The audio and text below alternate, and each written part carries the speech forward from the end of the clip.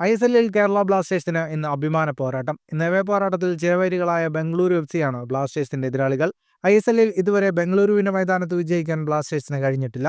കൊച്ചിയിലേറ്റ 3-1 തോൽവിക്ക് മറുപടി നൽകുകയാവും ഇന്ന് ബ്ലാസ്റ്റേഴ്സിന്റെ ലക്ഷ്യം.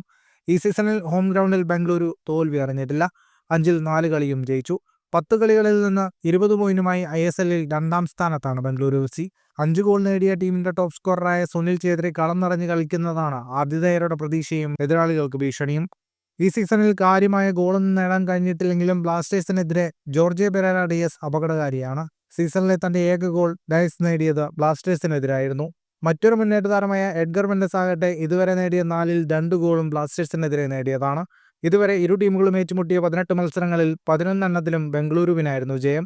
ബ്ലാസ്റ്റേഴ്സ് 4 ജയിച്ചപ്പോൾ 3 മത്സരങ്ങൾ സമനിലയിൽ പിരിഞ്ഞു. ഈ സീസണിൽ അടിച്ചതിനേക്കാൾ കൂടുതലാണ് ബ്ലാസ്റ്റേഴ്സിന്റെ വലയിൽ വീണ ഗോളുകളുടെ എണ്ണം.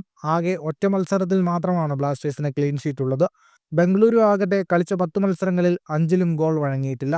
എപ്പോൾ വേണമെങ്കിലും വിള്ളൽ വീഴാവുന്ന പ്രതിരോധത്തിന്റെ ദൗർബല്യമാണ് ബ്ലാസ്റ്റേഴ്സിന്റെ പ്രതിസന്ധി. ഫുട്ബോൾ ലോകത്തെ കൂടുതൽ വാർത്തകൾക്കും വിശേഷങ്ങൾക്കുമായി ചാനൽ ഇപ്പോൾ തന്നെ സബ്സ്ക്രൈബ് ചെയ്യൂ.